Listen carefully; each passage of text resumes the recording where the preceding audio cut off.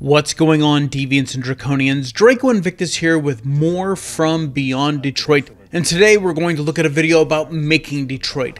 How they looked at the infrastructure from our Detroit in our real world, and how they wanted to insert Detroit become human into the real world. They didn't want to make a sci-fi game. They wanted it to feel as real as possible. So, enjoy.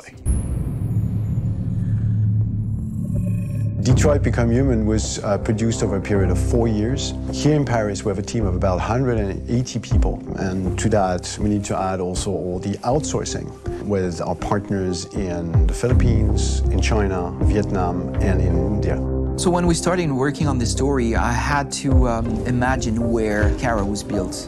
And for whatever reason, the city of Detroit came very quickly to my mind because it had already an incredible story by itself full of history and themes.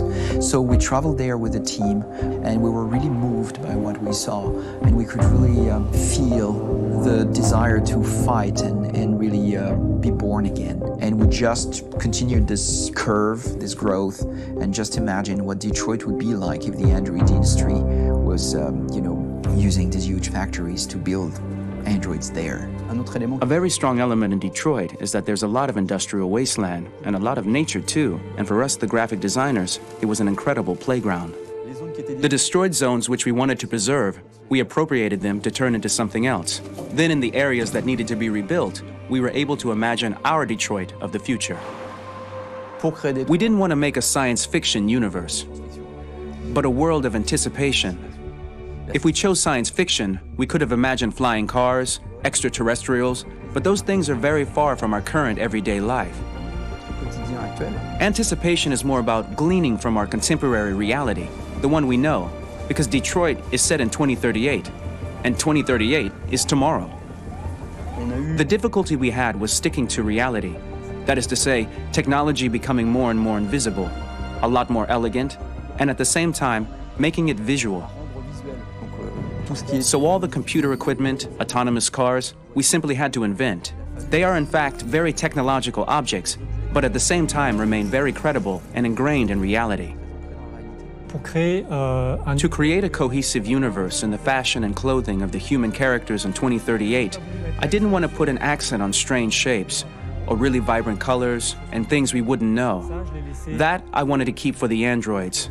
The goal was to create something familiar which we can identify with in this future setting. Working on the artistic direction for the androids was a bit special because this is a project about the place they could occupy in the human world. It was out of the question for them to be too beautiful or too perfect. They had to correspond to every social class, rich and poor. Inspired by everyday utilitarian clothes, I brought a modern touch by adding dynamic display surfaces, the armband we can see on the side, the triangle on the front and back, an LED. Like that, there's no confusion. Wait. You're sending an android? All right, ma'am. We need to go. You can't do that. Why aren't you sending a real person? Once we cast the actors, we travel to meet them in order to scan their faces. We record the structure of their face with the scan, and we record the colors and patches of skin with photography. Once we have this information, we will use this as a basis for modeling and creating the characters. The artist will make it more realistic, but will also enrich it. He will propose ideas which we will develop together. Finally, we will have a character with character who corresponds to the project and the world. When the actors come to Quantic Dream, we show them the design, what their image will be, and what they will look like in the game. This extra information gives them another dimension and color to connect with emotionally. It helps them think about how to play their character. Your mission. That's all you care about, huh? You should consult a professional who can help you. Beat it, you hear me? Get the hell out of here! So there are 3 types of shoots at Quantic Dream. Shooting and performance capture, where you capture the whole actor, his voice, his face, and his body. These shoots are obviously done with American actors because the game's original version is in American English. After that, there are the body-only shoots, representing around 250 days of filming, while the performance capture is 100 days of filming. Now, body-only shoots, there are 2 types. There are the action shoots and the technical shoots, which are mokit shoots. Mokit is when the player controls a character on the screen and he moves in an environment to explore it. This is of particular importance at Quantic Dream, and therefore we shoot a lot to offer a unique context for each scene and each character. To prepare a motion capture shoot, we first get together to look at the sets we need, the animations that we want to shoot, which ones need to be grouped together, or which ones need to be cut and shot at another time, so that we get the most out of the shooting day. This often means shooting scenes out of order, especially those with big props or accessories, like a big car, for example. So we shoot all the animations related to that particular prop first.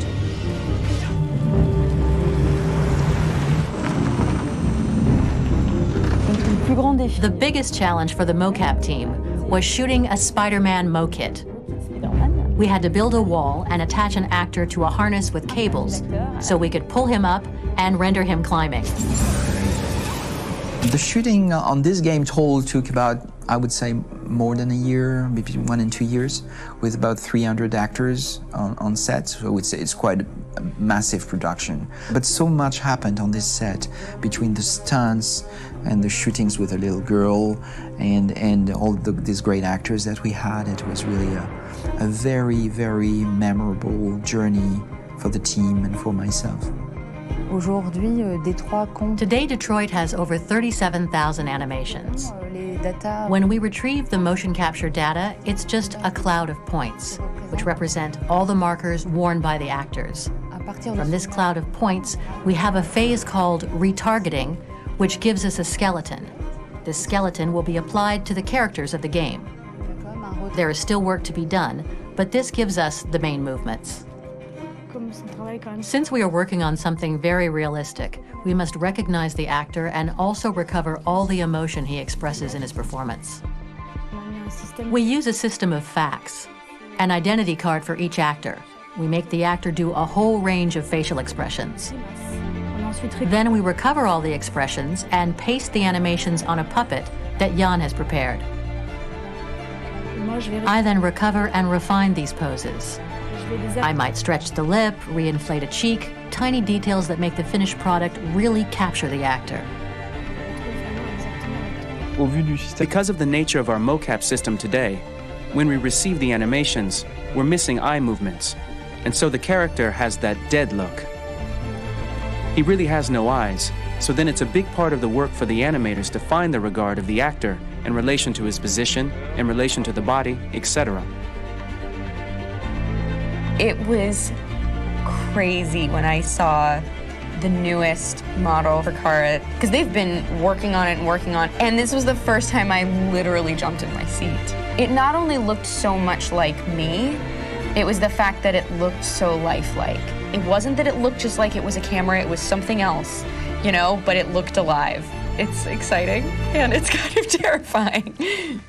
Game after game, we learned the rules of optics and filming, and our goal with Detroit Become Human was to have cameras that would actually emulate the optics of a real physical camera. So basically dealing with real-world imperfections was our main task, and just to make cameras look as real as we can. Once the animations are shot and processed by the animation department, integrated and polished, we film them. That is to say, we really do a mise en scène, as in cinema. The real difficulty of our job is to know if these cameras are telling us something. Are they in the emotion of the scene? Do they describe exactly what the action must convey, what must be felt? The most important challenge for me was one of the final scenes where Markus decides to start the revolution and go to the battlefield. Very quickly, we imagined this to be a huge sequence shot. We wanted the feeling of a cameraman running behind us, while showing Markus, the androids who help him, the person shooting at us, etc. Above all, it was necessary to say to oneself, this scene is very violent but does not glorify war. On the contrary, that war is something improbable and absurd. It was really a fun challenge. The idea was to say we have 3 characters we would like each of them to have a specific cinematography. We wanted Kara to be much more filmed with some kind of handheld camera, to have something very living, very breathing. For Connor, we wanted something very cold and very perfect. And for Markus, we wanted something epic and spectacular. So it was about the filming, but it was also about the photography. So we worked with a director of photography to give each character a different lighting, different key colors. Each of them would have their own worlds. And finally, we worked with the composers, so they would create a specific sound for each character, so each would have his own world and his own style.